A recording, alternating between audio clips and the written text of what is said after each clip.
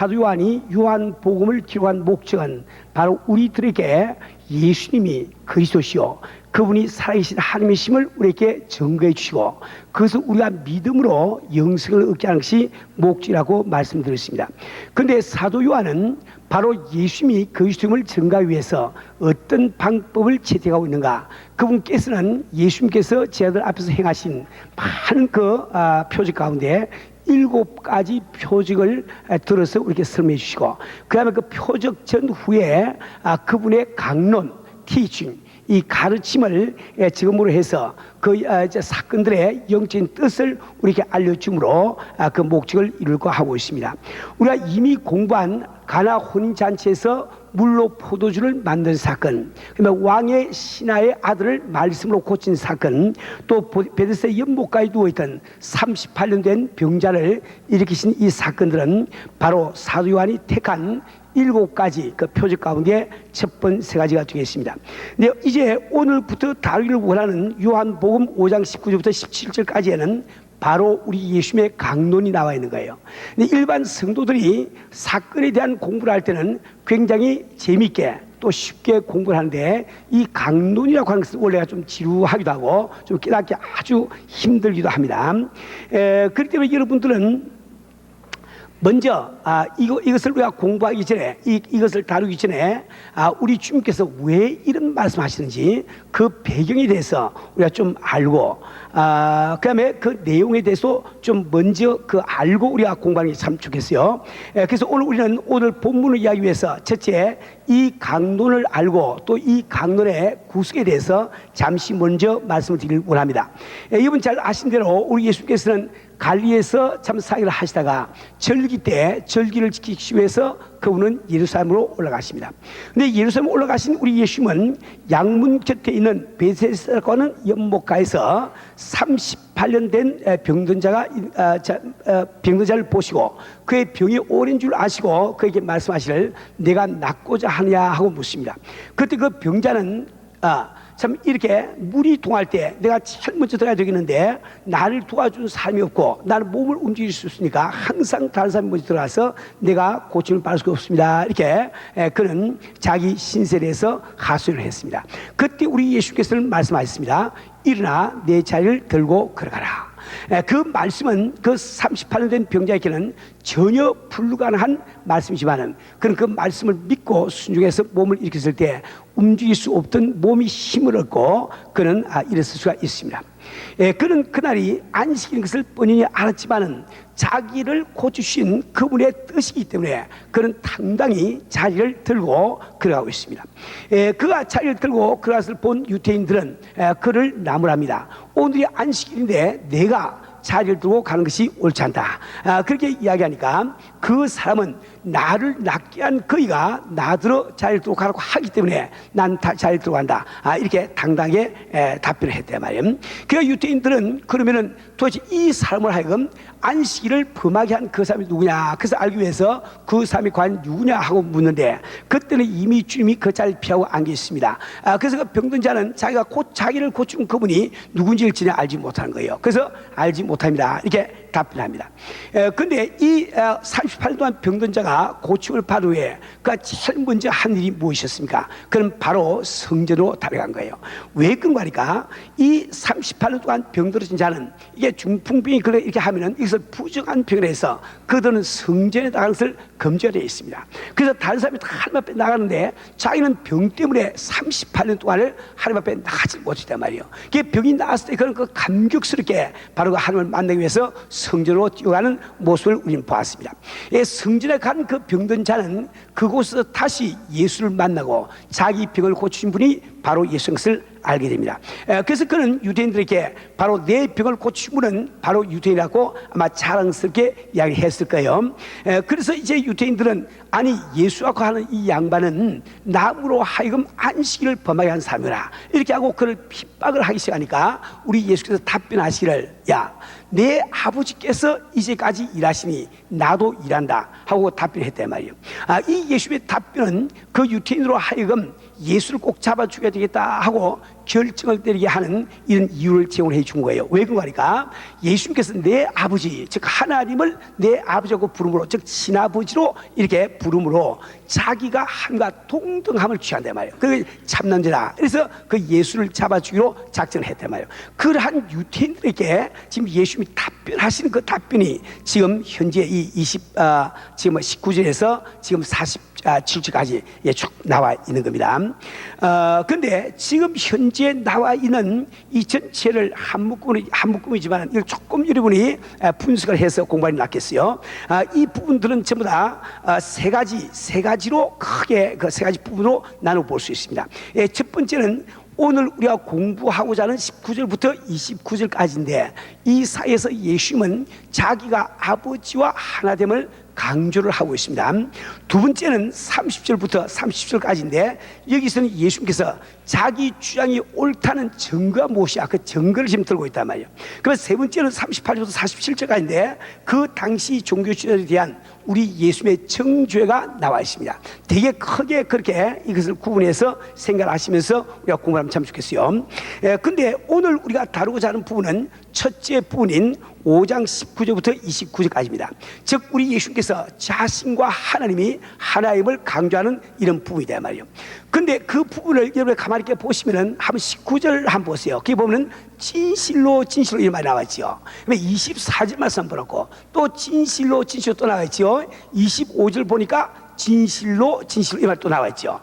진실로 하는 이 말은 히랍어로 아멘 그럽니다. 우리가 기도하고 난 다음에 우리가 하는 아멘하고 같은 거예요. 아멘하고 같은 건데 근데 이 아멘 우리 예수께서 진실로 이 두 분을 대표해서 쓸 때는 굉장히 중요한 메시지를 우리에게 전할 때 쓰시는 하는 포뮬라를 말이지. 그러니까 다시 말하면 진실로 이 말씀이 나오거든. 우리 주님께서 이제 내가 이렇게 굉장히 중요한 이야기를 하니 주의를 기울이고 잘 귀를 기울여라 이런 이 뜻으로 받으시면 되겠어요. 근데 우리 주님께서 진실로 하는 것이 세 번 나온다 그랬죠. 19절과 그 다음에 두 번째는 24절과 그 다음에 25절.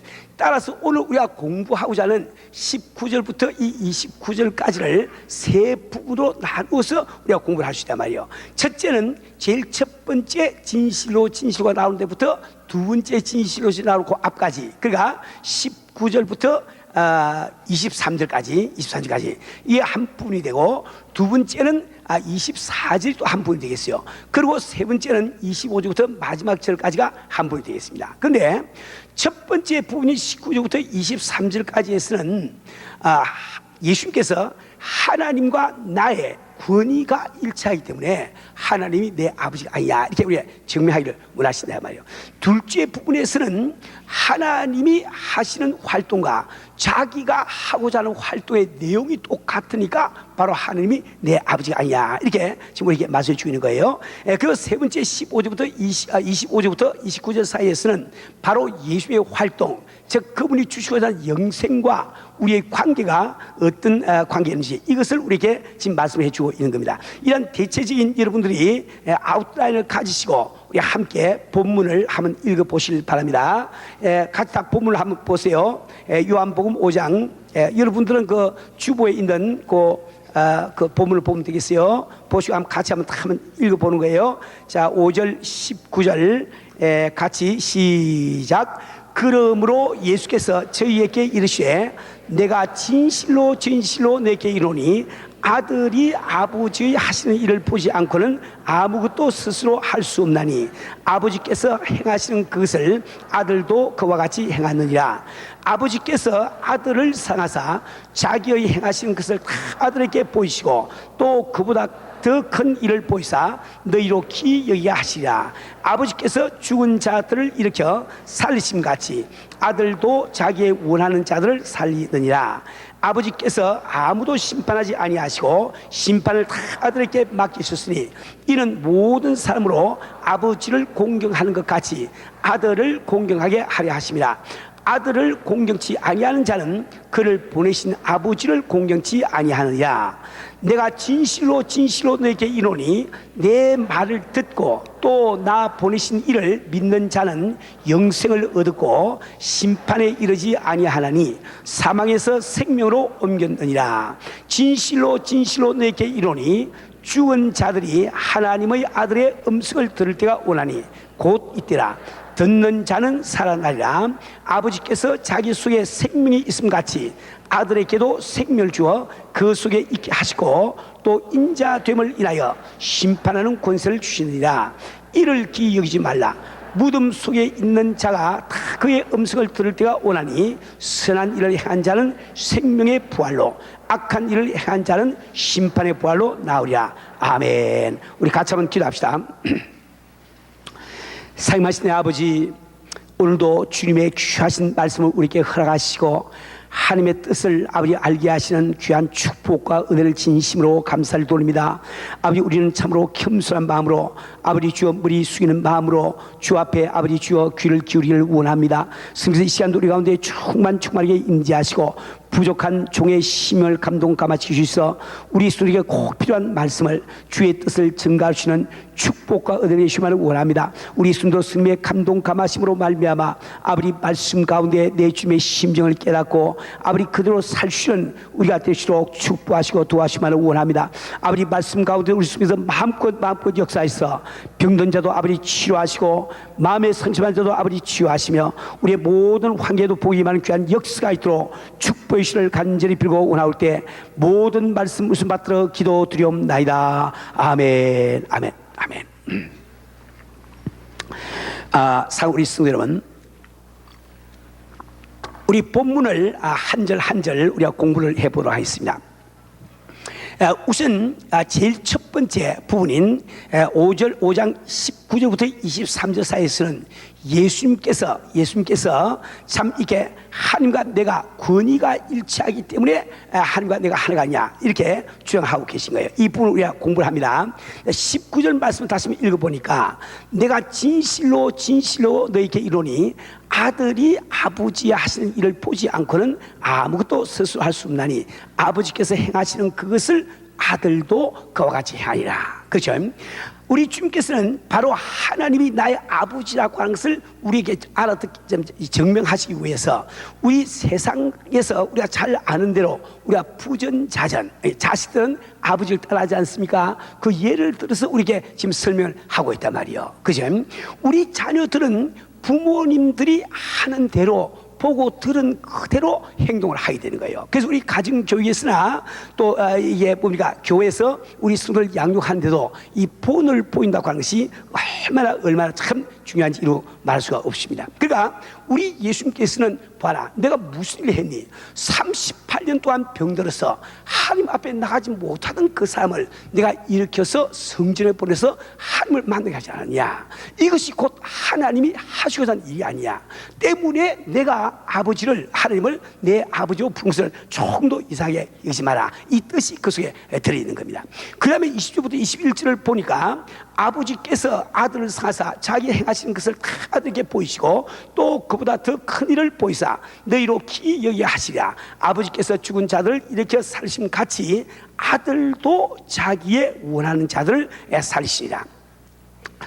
우리 예수님께서 자신의 활동과 하나님이 하시는 활동이 일치하기 때문에 즉 하나님이 나의 아버지 아니야 이렇게 우리에게 말씀해 주고 있다고요. 우리 성도들은 이 말씀을 조금 더 자세하게 설명을 해드리겠습니다. 구약에도 예수님이 행하시는 많은 일들이 계속 나옵니다. 근데 이 성경에 계시는 말이요 점진적이라고. 점진적. 이 점진적이다 이 말은 구약 성경이 불완전한 이 말이 아니고 우리에게 계시를 하는데 확실하게 계시를 안 하고 좀 희미하게 계시했단 말이에요. 예를 들어서 여기 지금 이 방에 불을 켜는데 조금 희미한 불을 켜면은 보이기는 보이는데 똑똑하게 안 보입니다. 어디 의자가 안 보이지. 더 밝게 키니까 잘 보여. 화려하게 키니까 다 보인다. 이처럼 우리 구약 성경은 불빛을 조금 이렇게 희미하게 켜는 것과 똑같습니다. 그렇기 때문에 이 신약 성경이 없는 구약 시대에 사는 사람들은 이 성경에 나온 그 성경에서 성자에 대한 올바른 개념을 못 가지단 말이에요. 그래서 모든 기적과 이적이 일어날 때 그것이 아버지가 행하신 일로 그들은 생각을 했습니다. 때문에 엘리사나 이 엘리야가 참 죽은 자를 살릴 때 그래서 하나님이 즉 아버지가 그들을 통해서 죽은 자를 살렸다 이렇게 생각했다 이 말입니다. 그런데 우리 예수님께서 바로 죽은 자를 살리시기 때문에 아버지와 나는 하나가 아니냐 이걸 지금 그 말씀을 하고 있습니다. 그런데 이 본문에서 우리 예수께서 자기가 원하는 자를 살린다 하는 이 말이 무슨 말인가? 이것은 3중 3가지의 뜻이 있어요. 제일 첫째는 이제 마지막 날 그분께서는 우리 다 믿는 성도들 다 육신으로 죽어서 참 영광체로 부활시킬 거예요. 그 뜻이 그 속에 들어있고 또 두 번째는 참 죽은 삶과 같은 우리 심령에 성령이 임하심으로 말미암아 우리 심령이 살아서 움직이고 안테나 살아가지고 하나님의 화음이 들어오고 마음에 참다운 기쁨과 평강을 맛볼 수 있는 것 이것을 바로 살린다고 말씀한다 이렇게 말씀이요. 또 세 번째는 우리 예수께서 앞으로 나사로를 살릴 일을 지금 예언적으로 말씀하고 계신 거예요. 자, 그 다음에 22절부터 23절 말씀 보니까 아버지께서 아무도 심판하지 아니하시고 심판을 다 아들에게 맡겼으니 이는 모든 삶으로 아버지를 공경하는 것 같이 아들을 공경하게 하려 하십니다. 아들을 공경치 아니하는 자는 그를 보내신 아버지를 공경치 아니하리라. 우리 본문 가운데 몇 가지 점을 좀 생각하기 원합니다. 우선 이 본문의 뜻은 말이죠. 아버지와 내가 권위가 같으니까 아버지와 내가 하나가 아니냐. 이제 우리 주문 그걸 지금 말씀하기 시작해요. 근데 우리 하나님은 권위는 어떻게 나타납니까? 권위는 여러 가지 이 묘도 나타날 거예요. 근데 그 중에 한 가지가 뭔가니까 하나님의 권위는 그분이 심판주로서 나타날 거예요. 심판주. 이걸 잘 들으세요. 여러분, 심판주라고 하는 것이 왜 하나님의 권위가 되느냐? 원래 심판이라고 하는 것은 죄 없는 자만 하지 죄인 자는 못합니다. 그래서 우리 주님께서 너희 가운데 죄 없는 자가 돌로 먼저 들어치라 하니까 다 도망가 버리죠. 그러니까 우리는 그러니까 하나님 죄 없는 하나님만이 심판할 수 있는 권리가 있는 거예요. 죄 있는 우리는 누구도 심판할 권리가 없어. 그래서 우리 주님께서는 남을 판단치 말고 있는 그대로 인정하고 살아가고 눈을 지금 말씀하고 계시단 말이에요. 근데 이 심판하는 권세야말로 바로 하나님의 권위 중에 한 가지인데 우리 주님이 바로 그 심판의 권세를 갖고 있으니까 아버지의 권위와 나의 권위가 똑같지 않느냐. 그러니까 우리 아버지와 나는 하나가 아니냐. 이 뜻을 지금 표현을 하고 있단 말이에요. 자, 근데 우리 주님은 이 땅에 오실 때 우리는 구원하실 구세주로 오실 줄 알고 있습니다. 근데 구세주로 오신 예수님이 또 심판주란 이 뜻이 무엇인가? 이것을 여러분이 조금 깊이 생각을 하셔야 됩니다. 물론 우리 성경은 마지막 심판 때에 우리 예수님께서 심판주로 나타날 것을 말씀하고 있습니다. 그러나 예수님께서 지금 현재도 구세주이면서 심판주라고 말씀하신 데는 보다 깊은 뜻이 있단 말이에요. 우리는 이전에 다음과 같은 사실을 공부를 했습니다. 하나님은 영원 자존하신 분이요, 즉 영원히 홀로 참 영생하시는 분인데 하나님께서 우리 인간에게 영생하는 생명을 주기를 원했단 말이에요. 다시 말하면 우리 인간이 하나님과 더불어 영생할 수 있는 존재로 만들기를 원했단 말이에요. 근데 이 성경 말씀에는 하나님의 그 생명이 말씀 속에 있어. 말씀 속에. 그래서 그 피조물된 인간에게 말씀을 나눠주려고 하니까 생명을 나눠주려고 하니까 그분의 말씀을 나눠줘야 되는데 우리 피조물에게 말씀을 나눠주려고 하면 즉 피조물에게 그 말씀이 적응되려고 하면 반드시 명령의 형태를 취해야 된다. 근데 명령이 가능하려고 하니까 명령 받는 우리 인간이 그 명령에 대해서 긍정적인 반응을 보이거나 부정적인 반응을 보일 수 있는 능력을 가져야 비로소 명령이 된다고 그랬죠. 이것을 바로 자유의지라고 이야기했습니다. 그러니까 하나님께서 우리 인간에게 영생을 주시기 위해서 어쩔 수 없이 자유의지를 가진 인간으로 만들어주시단 말이에요. 그리고 이 아담 이브에게 선악과를 따먹지 마라 하고 명령을 바라셨는데 우리 아담 이브가 자기 자유의지를 사용해서 그 말씀에 부정적인 반응을 보였단 말이에요. 우리가 긍정적인 반응을 보이면 영생을 얻게 되는데 부정적인 반응을 보이니까 죄가 돼서 우리가 영멸할 수밖에 없는 인간이 되어버렸단 말입니다. 그런데 그 아담 이브가 참 자녀를 낳으니까 우리가 그분으로부터 나음을 받으니까 우리도 다 똑같이 죄인으로 태어나게 된 거예요. 자, 그런데 죄인으로 태어나서 영멸할 수밖에 없는 우리를 주님은 그래도 사랑하시기 때문에 그분께서 우리에게 제2의 명령을 주신 거예요. 제2의 명령. 그 제2의 명령이 뭡니까? 바로 예수를 믿으라. 예수 믿으라. 때문에 오늘 이스라엘 사랑하는 많은 사람, 모든 사람들은 말이죠, 예수를 믿으라 하는 그 말에 아멘 하고 긍정적인 반응을 보여주는 의지도 있고, 그거 왜 믿어요? 이렇게 부정적인 반응을 볼 수 있단 말이에요. 그런데 우리가 긍정적인 반응만 보이면은 영생이 내 것이 되어버려. 하나님의 생명이 내 속에 들어오게 돼 있고, 내가 부정적인 반응을 보이게 되면 내가 바로 영멸할 수밖에 없는 이런 처지에 놓이게 되는 거예요. 그렇기 때문에 그런 뜻으로 볼 때 우리 참 육신을 가지고 오신 우리 예수님은 그분이 구세주로 오시지만은 동시에 그분이 심판주가 되신다 말입니다. 그래서 여러분들이 요한복음 12장 47절 48절 요 말씀 아마 제가 그 설교에 안 적어 놓았을 텐데 한번 저 필요하신 걸 적어 놓으시고 집에 가서 가만히 한번 잘 생각해 보세요. 아주 깊은 이야기입니다. 거기 보면 이런 말씀이 적혀있어요. 사람이 내 말을 듣고 지키지 아니할지라도 내가 저를 심판지 아니하노라. 내가 온 것은 세상을 심판하여 함이 아니요 세상을 구원하여 함이로라. 나를 저버리고 내 말을 받지 아니하는 자를 심판할 이가 있으니 곧 나의 한 그 말이 마지막 날에 저를 심판하리라. 무슨 뜻인지 알겠죠? 예수님께서는 아무도 심판하기를 원치 아니하는데, 그러나 내가 한 그 말, 그 하나님의 그 말씀, 그 명령이 결국 마지막 날에 모든 사람을 심판하게 된다 말이에요. 그것이 바로 우리 예수님께서 내가 구세주가 되시면서 동시에 심판주가 된다, 이런 뜻이 그 속에 있는 겁니다. 자, 근데 하나님께서 심판할 군세를 아들에게 다 맡기신 이유는 사람들이 하나님을 공경하는 것처럼 아들을 공경하기 위함이다. 그죠? 우리가 참 이 예수를 공경하지 아니하고 하나님을 공경할 수가 없습니다. 어떤 한 사람들이 그런 이야기해요. 나는 하나님을 믿지만은 예수는 안 믿습니다. 또 어떤 분들은 하나님께서 그렇게 편협하게 꼭 예수를 통해서만 구원을 하겠습니까? 불교를 통해서 구원하시고 뭐 이런 쓸데없는 소리를 하고 있다. 그건 전혀 성경 말씀하고 다른 이야기입니다. 이 성경 말씀은 우리가 아들을 공경함으로 아버지를 공경한다고 분명히 말씀되어 있단 말이에요. 우리가 예수를 믿음으로 하나님을 믿는 것이고, 그죠? 우리 참 예수를 경배함으로 아버지를 경배하는 이런 것이 된단 말이에요. 자, 근데 지금 여기서 여러분들은 하나님이 행하시는 섭리를 좀 큰 입장에서 우리가 좀 한번 봐야 되는 거예요.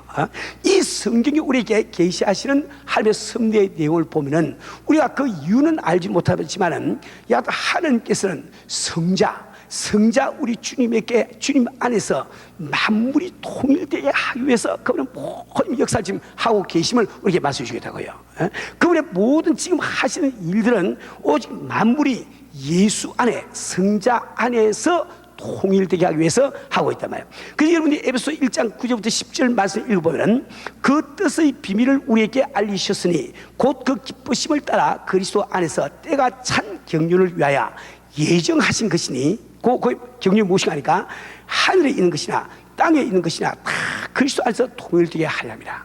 하늘에 있는 것이나 땅에 있는 것이나, 즉 천사나 모든 이 영적 존재들이나 혹은 우리 인간의 만물이 그리스도 안에 통일되게 하기 위해서 우리 하나님은 섭리를 하고 계시는 이 사실을 참 우리가 잘 알립니다.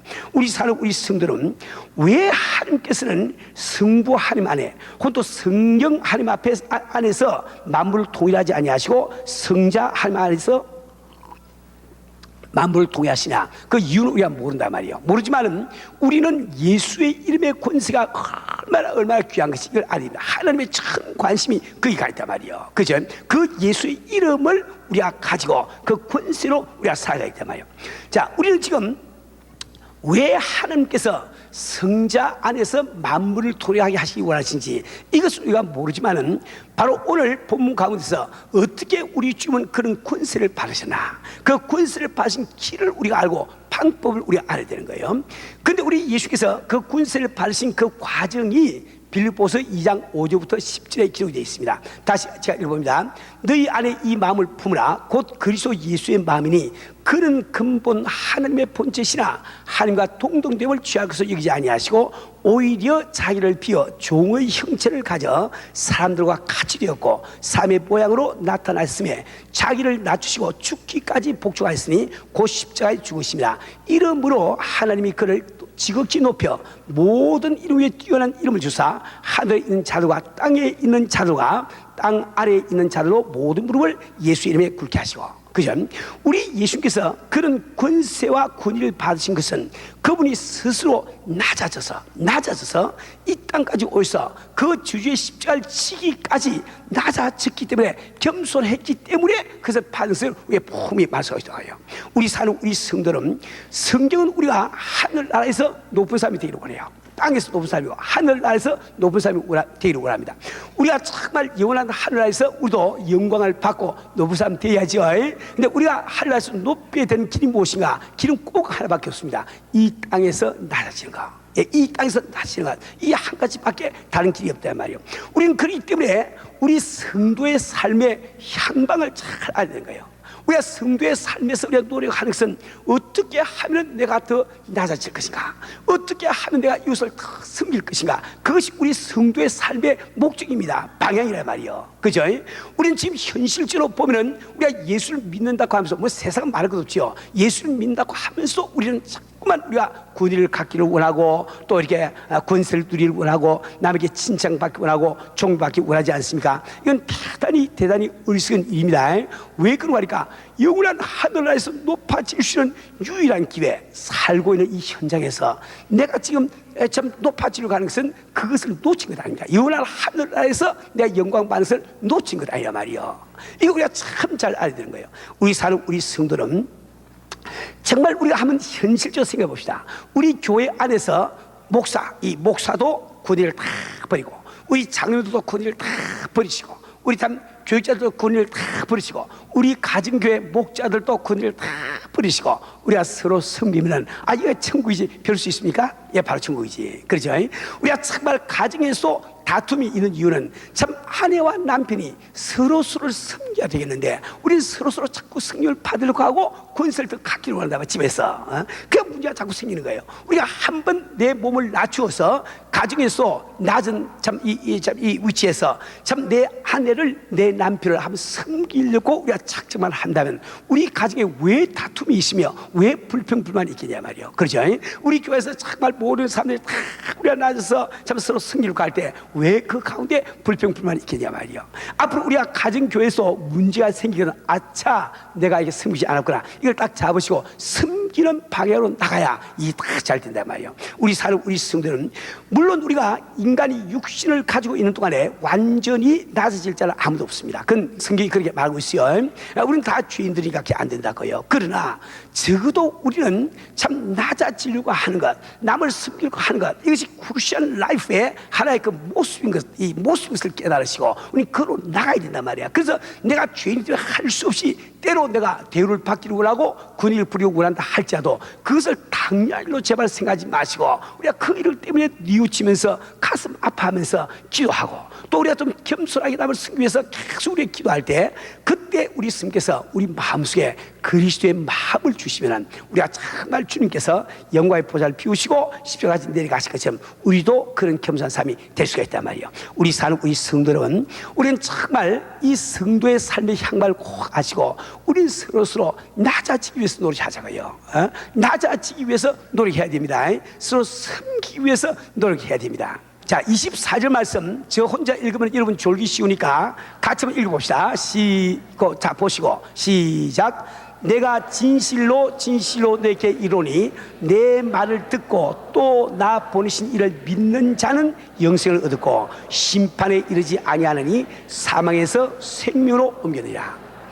이번 이 문장 뜻은 제가 설명을 안 해도 우리 은혜교회 교회들은 너무나 잘 알고 있어요. 너무너무 자주 설교해 왔으니까. 그런데 우리 예수님은 지금 이 말씀을 왜 하고 계신가? 자기가 하나님을 친 아버지라고 부르니까 유대인들이 비난을 한단 말이에요. 거기에 대한 답변으로 지금 이 말씀을 하고 있는 겁니다. 그러니까 다시 말하면 주님께서 이 말씀하고 있는 것은 너희들 보아라. 하나님의 활동하시는 그 내용이 무엇이냐? 그분의 활동의 내용은 바로 우리 인간에게 영생 준 것 아니냐? 내가 너희들에게 주려고 하는 것도 바로 영생이 아니냐? 그 아버지의 활동과 내 활동이 내용이 똑같으니까 바로 하나님은 내 아버지가 아니야. 이렇게 설명을 지금 하고 있단 말이에요. 우리 사는 우리 성도 여러분, 구약시대의 사람들이 하나님을 섬긴 이유는 물론 하나님은 바로 영생을 주는 분이심을 믿었기 때문에 그들을 섬겼습니다. 그런데 우리 예수님도 사람들에게 주기를 원하신 것이 바로 영생이란 말이에요. 그렇기 때문에 우리 주님께서 하나님과 하나됨을 믿어라, 이런 그 뜻으로 이 말씀을 하고 계십니다. 우리는 다시 한번 하나님이 우리에게 하시고자 하는 일이 무엇이냐, 이걸 다시 한번 잘 생각해 봐야 됩니다. 하나님께서 우리에게 하시고자 하는 일은 오직 우리에게 영생을 주기를 원하신 거예요. 영원한 생명, 영생을 주기를 원하신다 말이에요. 우리가 이 하나님은 바로 나에게 영생을 주기를 원하신 분이다, 이것만 우리가 확실히 깨닫고 그것만 믿고 있으면 우리는 정말 하나님 앞에 드리지 못할 것이 없습니다. 주 앞에 우리가 정말 생명도 드리고 물질도 드리고 시간도 드리고, 왜? 내게 영생 주기를 원하시는 하나님 얼마나 귀하냐 말이에요. 우리가 정말 죄인으로 태어나서 이대로 있다고 하면 영원한 불못에 들어가서 영원히 고통받을 수밖에 없는데, 참 주님이 내게 영생 주기를 원하셔. 우리 하나님이 영생 주기를 원하셔. 나는 오늘까지 참 이게 사망의 자녀로 내가 살아오고 있는데 참 주님께서 나를 하나님의 자녀로 삼으시길 원하셔. 그것이 깨달아지면은 우리 하나님 앞에 드리지 못할 것이 뭐가 있겠냐 말이요. 근데 우리는 신앙생활을 하면서 우리가 영생을 받고 난 다음에도 하나님에 대한 인상을 잘 못 가지고 있단 말이에요. 우리는 영생을 받고 난 다음에도 많은 사람들이 하나님 하면 그분은 11조 내라고 하는 분, 11조 내라고 하는 분, 또 오늘 하나님 하면 무슨 도덕적인 삶을 강요하는 분, 뭐 하나님 하면 희생을 강요하는 분, 뭐 하나님 그러면은 시간을 뺏어가는 분, 이렇게 우리가 잘못된 인상을 가지니까 하나님 올바르게 기쁨으로 섬길 수가 없는 겁니다. 우리 사는 우리 성도는 우리는 꼭 기억을 하기를 바랍니다. 우리는 지금 하나님께서 우리에게 영생을 주기를 원하신 분이요, 우리는 바로 그 영생을 소유하고 있는 것을 꼭 마음에 믿어야 돼. 내 영생을 가있음을 믿어지는 그 사람은 이건 다리가 하나 잘라져도 기뻐하는 거예요. 교통사고 일어나도 기뻐하는 거예요. 사업이 불리해도 기뻐하는 거예요. 왜 그런 거 하니까 내가 꿈속에서 다리가 하나 잘라지는 그게 무슨 소용이 있습니까? 무슨 상관이냐 말이에요. 내 꿈속에서 사업이 부진한데 그게 무슨 상관이냐 말이에요. 그래서 우리는 어떤 일이 나도 내가 영생 받은 이것을 확실히 믿고 있고, 하나님은 바로 내게서 다른 것을 요구하는 것이 아니고 그분은 바로 영생 주기 원하시는 하나님이시다. 이것을 믿는 그 사람이 하나님 앞에 모두 다 내놓고 우리가 다 할 수 있단 말이에요. 우리 사는 우리 성도는 우리는 이 엄청난 영생을 받고도 마음속에 하나님을 향해서 불평불만이 너무 많아. 우리가 오늘 기도할 때 기도가 상달 안 되는 이유는 우리가 기도하면서 기도를 하면서 하나님을 믿는다고 하면서도 그분에게 너무 불평만이 많다 말이에요. 왜 여러분은 불평만을 가집니까? 정말 내가 이 정도 기도하면은 우리 참 주님께서 내 병을 고쳐줄 만한데 왜 오늘까지 안 고치나? 찌찌하게 말이야. 이게 마음에 이게 이 불평이 있단 말이지. 내가 이처럼 매달려서 철야를 하고 금식하고 기도해서는 우리 사업을 좀 이렇게 줘야 될 텐데 왜 우리 사업은 그 모양 그 꼴인가? 그래서 우리 자꾸 하나님이 좀 째짜심으로 여기면서 불평뿐만을 가지고 우리 기도하고 있단 말이에요. 우리 성도들은 우리가 정말 하나님께서 네가 생명 주를 원하시는, 영생 주를 원하시는 이것이 깨달아지면, 여러분, 내가 어줍지 않은 내 머리 가지고 세운 스케줄대로 이 안 나가도 범사에 감사한다고. 내가 생각들이 아니라도 하루에 감사한다고요. 그래서 감사하면서 기도를 하니까 하나님의 때가 되면은 마침내 그 응답이 임한다, 축복이 임한다 말이요. 우리가 감사하면서 우리 기도할 때 우리 환경에 축복이 임하고 건강의 축복도 임하게 되는 겁니다. 우리 성도는 우리는 정말 하나님은 누구신고 그분 내게 영생 주를 원하신 분이다, 이걸 꼭 믿으시고 우리 그분을 갖다가 정말 기쁨으로 섬겨야만 되는 거예요. 우리 하나님에 대한 인상을, 그분은 내게 영생 주를 원하신 분이다, 그분 나의 생명이라, 그 인상에서 다른 인상을 더 추가시키지 마세요. 그만 정말 얼마나 우리 주님을 승리시킵니다. 자, 이제 마지막으로 요한복음 5장 25절부터 29절 말씀을 읽어봅니다. 조금 기니까 같이 읽읍시다. 시작. 진실로 진실로 너에게 이르노니 죽은 자들이 하나님의 아들의 음성을 들을 때가 오나니 곧 이때라. 듣는 자는 살아나리라. 아버지께서 자기 속에 생명이 있음 같이 아들에게도 생명을 주어 그 속에 있게 하시고 또 인자됨을 인하여 심판하는 권세를 주시니라. 이를 기이 여기지 말라. 무덤 속에 있는 자가 다 그의 음성을 들을 때가 오나니 선한 일을 행한 자는 생명의 부활로 악한 일을 행한 자는 심판의 부활로 나으리라. 우리 사는 우리 성도들, 자, 이 부분에서는 예수님의 활동과 지금 주님의 말씀을 듣고 있는 사람, 즉 신약 시대에 사는 사람들의 그 관계를 말씀을 하고 있단 말이에요. 여러분들이 이 말씀을 좀 깨닫기 위해서는 구약시대 성도들에 대해서 좀 이해를 하셔야 됩니다. 이 구약시대 성도들은 율법에 따라서 제사를 지났습니다. 그래서 그들은 장차 영생 얻을 것을 믿었지만은 영생을 이미 얻었다는 약속은 전혀 받지는 못했습니다. 그래서 히브리서 11장 39절 40절 말씀 보면은 다윗이 기록이 되어 있어요. 이 사람들이 다 믿음으로 말미암아 증거를 받았으나 약속을 받지 못하였으니 이는 하나님이 우리를 위하여 더 좋은 것을 예비하신즉 우리가 아니면 저희로 온전함을 이루지 못하게 하려 하십니다. 근데 이 지금 현재 이 히브리서 11장 39절부터 제가 봉독해 드렸는데 1절부터 38절 그 앞에 있는 히브리서 11장에서는 구약 시대 구약 그 성경에 나오는 위대한 믿음의 선진들의 이야기가 쫙 나온단 말이에요. 그리고 그들에 대해서 이야기하기를 그들은 믿음으로 말미암아 증거는 받았지만은 약속을 못 받단 말이에요. 아무도 네가 구원받다 하니 약속을 못 받은 거예요. 근데 왜 그렇게 했을까요? 그것은 바로 우리를 위해서 더 좋은 것을 예비하신즉 우리가 아니면 그들로 온전함을 이루지 못하기 위함이라. 다시 말하면 하나님께서 우리를 자녀로 낳으셨죠. 구약시대에 사는 사람들 다윗이고 사무엘이고 이사야고 모세고 할 것 없이 큰 위대한 주의 종들이 그들은 종들로 이렇게 채용이 된 것이 나음을 못 봤어요. 보혜사 성령 못 봤으니까 우리는 양자의 영을 받음으로 말미암아 하나님의 자녀가 됐단 말이에요. 그러니까 종이 높습니까? 아들이 높습니까? 아들이 높지요. 그죠? 그 안 믿어져요? 안 믿어져요? 성경에 다 되어 있는데 그 안 믿어지나? 내가 하나님의 자녀 된 것을 믿어야지. 교회 다니면서 그것도 안 믿어지면 그건 보통 이야기 아니죠. 그 아주 축복을 갖다가 그냥 다 이렇게 다 없애는 거하고 똑같단 말이야. 우리 삶 우리 성도. 그러니까 예수님 마태복음 11절 하신 말씀이 있지요. 세례요한을 향해서 여자가 낳은 자 중에 이보다 더 큰 자가 일어난 적이 없다. 그런데 천국에서는 가장 작은 자도 이보다 크냐. 무슨 말입니까? 예, 그러니까 세례 요한 때까지 여자가 안 난 사람이 없지요. 예, 여자가 안 난 사람이 딱 두 사람 있는데 누구예요? 아담하고 이브. 그 빼고 다 여자 나 그런 거죠. 그 가운데서 세례 요한이 제일 크다는 거예요. 왜 큰가? 지금 말이죠. 하나님 앞에 그러니까 하나님의 택함을 받고 종으로 쓰임받는 그 위대한 믿음의 그 선현들은 말이죠. 그들이 사역의 목적이 뭔가니까 메시아가 오실 것을 우리에게 증거해 주는 거예요. 그것이 그들의 사역의 목적이었습니다. 모든 것들이 다 메시아가 이 땅에 올 것을 소개하는 그 일을 했단 말이에요. 근데 세례요한은 어떤 사람입니까? 그거는 바로 예수를 착 만나가지고 이분이 바로 거기서 하고 착 손을 올려서 우리에게 소개해 준 것처럼 그런 분이야. 그러니까 이게 그 사역 면에서 볼 때 모든 사람보다 제일 크단 말이에요. 그런데 천국에서는 천국 뭐라고 그랬지요? 보혜사 성령을 받은 사람을 천국이라고 불러. 그죠? 그 천국 다시 말하면 보혜사 성령을 받은 사람은 가장 작은 자도 세례 요한보다 더 크다 말입니다. 그렇기 때문에 여하튼 이 구약시대의 성도들은 비록 제사를 지나서 영생을 소유하지 못하고 있습니다. 그러니까 구약시대 믿음이 아주 좋은 사람들도 오늘날 살고 있는 삶 가운데 예수를 영접 안 했으면 그 속에 생명이 없는 것처럼 그들도 생명이 없어야 말이에요. 그래서 우리 예수님께서는 바로 참 이렇게 그들에게 이 생명을 주심을 말씀하고 있습니다. 근데 예수의 말씀을 들음으로 어떻게 영생을 얻게 되는가? 이것은 이미 다 말씀드렸으니까 다 설명 안 드렸어요. 근데 한 가지 기억할 것은 주님께서 심판주라는 뜻은 그분께서 세상 사람을 딱 보고 야 너희들은 천국 가거라 너희들은 지옥 가 이렇게 한다는 뜻이 아닙니다. 그분이 심판주라는 뜻을 여러분 참 잘 아셔야 됩니다.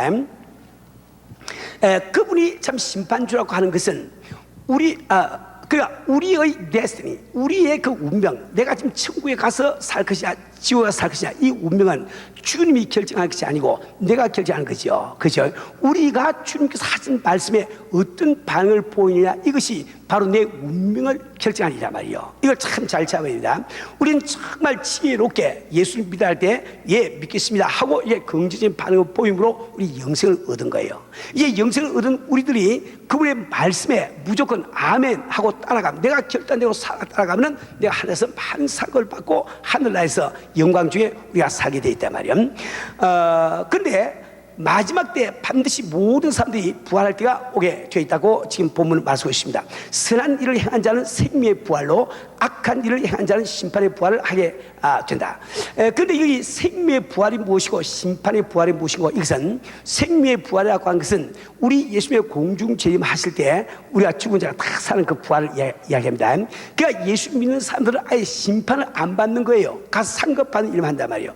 그런데 불신자들은 우리 예수님의 공중에 재림하실 때 그들은 부활을 못합니다. 이제 천년 왕국이 끝난 다음에 백보자 심판대가 일어날 때, 그때 그들은 바로 참 죽을 때 모습 그대로 부활하게 되는데, 이것을 바로 심판의 부활을 부른단 말이에요. 자, 근데 오늘 본문 말씀에서 선한 일과 악한 일, 이런 말이 나오는데, 이 선한 일과 악한 일, 이것을 윤리적인 기준으로 생각하면 안 됩니다. 왜 그 말일까? 우리는 모두 죄인으로 태어났기 때문에 우리 속에는 원래 선한 것이 거할 곳이 없습니다. 그러한 우리들에게 하나님은 무엇을 선한 일이라고 보느냐? 예수를 믿는 그것을 선한 일이라고 보는 거예요. 예수를 안 믿는 그것을 악한 일이라고 보는 거예요. 아무리 참 공자처럼 살아서 예수를 안 믿으면 그는 하나님 앞에 악한 사람이 되어버리고 마는 것이고, 예수를 믿으면 그 사람이 아무리 사기꾼이라 할지라도 그는 하나님 앞에 선한 사람이 되고 만단 말이에요. 하나님이 판단하시는 선과 악이 무엇인지 이걸 잘 기억해야 됩니다. 우리 성도는 이제 말씀을 맺겠습니다. 오늘 네 가지만 꼭 기억하기 바랍니다. 첫째로, 우리는 영생을 얻었음을 정말 감사하고, 어떤 일이 일어나든지 영생 얻은 한 가지 일 때문에 여러분 주 앞에 감사하는 삶을 살길 바랍니다. 그럴 때 건강의 축복, 환경의 축복은 자연적으로 따라오서 꼭 기억하기 바랍니다. 두 번째로, 우리 삶의 향방은 바로 낮은 것이다. 어떻게 하면 내가 더 낮을 것인가? 어떻게 하면 모든 사람들이 섬기는 사람이 될 것인가? 이것만이 우리 크리스천의 삶의 향방입니다. 정말 우리 은혜 교회 가운데는 서로서로 낮아지기 위해서, 서로서로 섬기기 위한 참 이런 그 노력이 참 이렇게 눈에 띄어야 되겠습니다. 세 번째로, 우리 주님 자신은 구원 주심의 심판 주십니다. 때문에 우리는 그분을 공경하고 오직 그분의 말씀에 순종하는 것, 이것이 바로 삶의 길을 꼭 기억해야 되겠습니다. 그러면 마지막으로, 이 귀한 복음을 우리가 맡았으니 우리는 주변에 있는 38년 된 병자와 같은 많은 우리 불신자 이웃들에게 이 복음을 꼭 전해야만 되겠습니다. 우리 성도 여러분, 주님 앞에 서는 그날에 우리는 꼭 초점을 맞추시고 언제나 승리하시는 여러분 되시를 주님 이름으로 축원합니다.